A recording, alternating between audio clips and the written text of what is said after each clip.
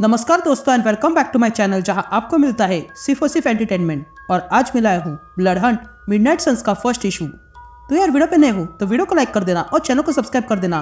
और साथ ही मेरे चैनल पर ज्वाइन बटन स्टार्ट हो गया है तो आप वहां से भी ज्वाइन कर सकते हो। और उसी के साथ अब आप मुझसे व्हाट्सएप पर भी जुड़ सकते हो जिसका लिंक मैं आपको डिस्क्रिप्शन में दे दूंगा। तो यार अब तक आपने देखा कि ब्लेड के कारण वैम्पायर्स ने अर्थ पर इन्वेजन किया है, लेकिन उसके इरादे क्या है ये अब तक किसी को पता नहीं है।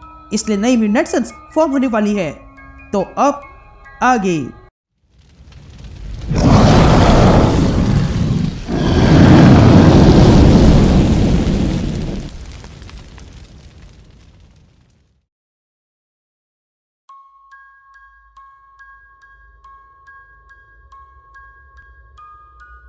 ऑलराइट गैंग, तो इशू की शुरुआत में हम ब्लेड को देखते हैं जो किसी चर्च में जा रहा है।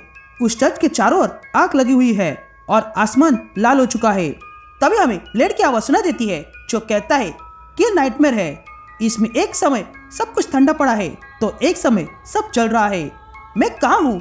कहीं भी नहीं। क्या मैं सपना देख रहा हूँ? हो सकता है यह सच हो। यह सीन शिफ्ट होती है और हम एक डायनर देखते हैं जहाँ पर ब्लेड ने अपनी टीम को बुलाया था।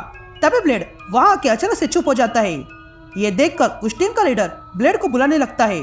ये सुनते ही ब्लेड उस टीम लीडर से कहता है कि मैं ठीक हूँ। तभी वो टीम लीडर ब्लेड से कहता है कि तुम ठीक नहीं लग रहे हो। देखो मैंने अपनी टीम को बुलाया है तो अब बताओ हमें क्या करना है। जिस पर ब्लेड उस टीम लीडर से पूछता है कि सब लोग यहाँ है। जिस पर वो टीम का लीडर कहता है कि तुमने हमें वैम्पायर्स को मारना सिखाया है और आज तुमने ही हमें बुलाया, तो बताओ बात क्या है। जिस पर ब्लेड कहता है कि बात इंपॉर्टेंट है। यह कहते ही ब्लेड अपनी तलवार निकालता है और कहता है या कुछ है। यह कहते ही ब्लेड अपनी तलवार उस टीम लीडर के सर में घुसा देता है। तभी उस टीम के और भी लोग आते हैं ब्लेड को मारने के लिए, लेकिन उन सबको ब्लेड मार गिराता है और फिर वही खड़े रहकर कहता है कुछ आ रहा है। यह कहते ही ब्लेड रोने लगता है।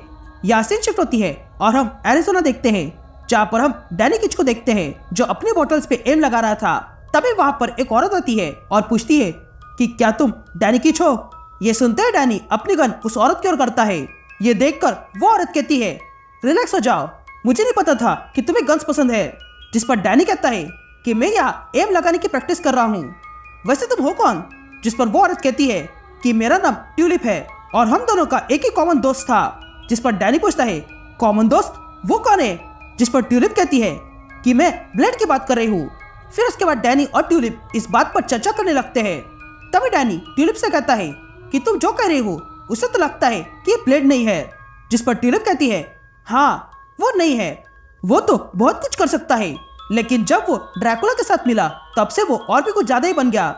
पर वो कभी किसी को चोट नहीं पहुंचा सकता है, और अगर वो चोट पहुंचा रहा है तो जाहिर सी बात है कि उसमें कुछ गड़बड़ है। जिस पर डैनी ट्यूलिप से कहती है कि तुम्हारे कहने का मतलब है कि ये ब्लेड अपने होश में नहीं है। जिस पर ट्यूलिप डैनी से कहती है कि हाँ मुझे ऐसा ही लगता है, लेकिन उसके लिए मुझे उससे यह सवाल पूछना होगा और उस तक पहुंचने के लिए मुझे तुम्हारे उस दूसरे रूप की आवश्यकता होगी। ये सुनते ही डैनी खड़ा हो जाता है और कहता है कि घोस्ट राइडर उसको चेन से बांध देगा और फिर सच निकालेगा। तो क्या तुम ऐसा करना चाहोगी?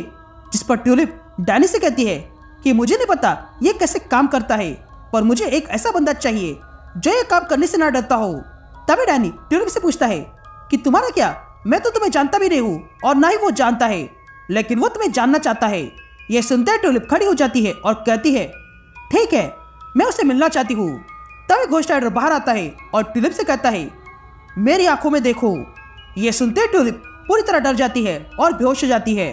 फिर कुछ देर बाद हम ट्यूलिप को देखते हैं जिसके पास एक आदमी चाय लेकर आता है। तभी ट्यूलिप उसे चाय लेती है और उस आदमी को देखती है और उससे पूछती है क्या तुम? जिस पर वो आदमी कहता है हाँ तुम सही समझी, मैं हूँ जॉनी ब्लेस। जिस पर ट्यूलिप जॉनी से पूछती है कि मैंने सुना है कि तुम अब घोस्ट राइडर नहीं हो। जिस पर जॉनी ट्यूलिप से कहता है कि हाँ मैं नहीं हूँ, पर अब भी मेरे अंदर घोस्ट राइडर की पावर है। दोस्तों अगर आपको ये बात समझ में नहीं आ रही है तो आप मेरी बनाई हुई घोस्ट राइडर फाइनल वेंजेंस देख लेना, आपको पता चल जाएगा। तभी ट्यूलिप जॉनी से पूछती है कि मेरे साथ हुआ क्या था? क्या मैंने सब सच बता दिया? जिस पर जॉनी कहता है नहीं, लेकिन तुमने अपने जीवन भर की सारी पीड़ा को एक झटके में फील किया, इसलिए तुम बेहोश हो गई। तभी ट्यूलिप जॉनी से पूछती है कि क्या तुम मेरी मदद करोगे? जिस पर जॉनी कहता है कि हम तुम्हारी मदद करेंगे, हम तुम्हें ब्लेड तक ले जाएंगे और फिर चले जाएंगे। जिस पर ट्यूलिप जॉनी से पूछती है कि अगर वो लड़ाई करना चाहता है तो क्या, क्योंकि ब्लेड ने एक बार मुझसे कहा था कि अगर वो रास्ता भटक जाए तो मैं उसे रोकूं, और आज मैं वही करने वाली हूँ। फिर उसके बाद हम डैनी को देखते हैं जिससे मिलने ट्यूलिप आई थी, लेकिन तभी डैनी राख वाली उल्टी कर देता है। ये देखकर ट्यूलिप जॉनी से पूछती है कि तुम्हारा प्रॉब्लम क्या है, मैं तुमसे और उससे भी मिली थी। जिस पर डैनी ट्यूलिप से कहता है कि कभी कभी मेरा दूसरा रूप जब किसी को मारता है तो मुझे ये बातें याद रहती है और फिर मुझे उसकी सफरिंग दिखाई देती है, जिसके कारण मैं उल्टी कर देता हूँ। और हाँ, तुम्हारे पिता के साथ जो हुआ उसके लिए सॉरी। ये सुनते ही ट्यूलिप डैनी से पूछती है क्या कहा तुमने, जिस पर डैनी कहता है वो भूल जाओ। तभी ट्यूलिप डैनी से कहती है कि जॉनी तैयार है और तुम्हारा क्या। ये सुनते ही डैनी वहां पर एक बंकर खोलता है और कहता है कि तुम यहाँ बीच में आ गई हो, इसलिए तुम्हें हमारी मदद करनी होगी और बदले में हम तुम्हारी मदद कर देंगे। ये कहते ही डैनी ट्यूलिप को एक बंकर दिखाता है जहाँ पर सारी गन्स रखी गई थी। तभी डैनी ये सारी गन्स ट्यूलिप को दिखाता है और कहता है कि इसमें से जो गन चाहिए वो ले लो, इसमें तो कुछ ऐसी गन्स है जो बहुत शोर करती है। ये सुनते ट्यूलिप गन सिलेक्ट करने जाती है। फिर उसके बाद हम डेजर्ट के बीच कुछ कार्स को आते हुए देखते हैं। ये कार्स कुछ लेकर जा रहे थे। तभी हमें वहां पर ट्यूलिप दिखाई देती है जो कि इन कार्स की वेट कर रही थी। तभी ट्यूलिप जॉनी से पूछती है कि हम रुके क्यों है, जिस पर डैनी कहता है कि हमें बस इन कार्स की प्रतीक्षा करनी है। तभी जॉनी ट्यूलिप से कहता है कि ये कार्स आ गए, हमला करो। ये सुनते ट्यूलिप बंदूक निकालती है और सामने से आने वाली कार को उड़ा देती है, जिसके कारण पिछली कार से कुछ गार्ड्स बाहर आते हैं और अटैक किसने किया ये ढूंढने लगते हैं। लेकिन तभी उन गार्ड्स पर जॉनी ब्लेस अटैक कर देता है और उन सबको मार गिराता है। लेकिन उसे पता नहीं था कि एक गार्ड अभी बचा हुआ है। वो चुपके से जॉनी ब्लेस की ओर आने लगता है, लेकिन तभी ट्यूलिप उस गार्ड की आंख पर शूट कर देती है और उस गार्ड को वही मार डालती है। तभी ट्यूलिप जॉनी से पूछती है कि मैं यहाँ वैम्पायर मर्सिनरीज को क्यों मार रही हूँ, जिस पर जॉनी ट्यूलिप से कहता है कि इसके दो कारण है। एक ये है कि मैं देखना चाहता हूँ कि तुम मार सकती हो या नहीं, और दूसरा ये है कि एक कॉर्पोरेशन है जो ये सोचता है कि डार्क फोर्स डायमेंशन के लोगों को पकड़कर बहुत सारा पैसा कमाया जा सकता है, इसलिए मैं और डैनी यहाँ आ गए। लेकिन तभी हम देखते हैं कि जिस कार को उन दोनों ने रोका है उसमें एक कंटेनर था जो अगले ही पल थोड़ा सा खुल जाता है और उसमें से एक मॉन्स्टर अपने टेंटिकल बाहर निकालने लगता है और तब वो मॉन्स्टर ट्यूलिप का गला पकड़ लेता है। लेकिन तभी वो उस टेंटिकल पर कोई फायरिंग कर देता है जिसके कारण ट्यूलिप आजाद होती है और तब वहाँ बड़ी आग लग जाती है, जिसे देखकर जॉनी ब्लेस ट्यूलिप से कहता है कि तुम्हें यहाँ से भागना होगा। ये सुनते ही ट्यूलिप वहाँ से भागने लगती है और तब हम देखते हैं कि वहाँ पर अब घोस्ट राइडर आ चुका था, जो आते ही उस कंटेनर से टकरा जाता है और एक ही झटके में उस मॉन्स्टर को मार गिराता है।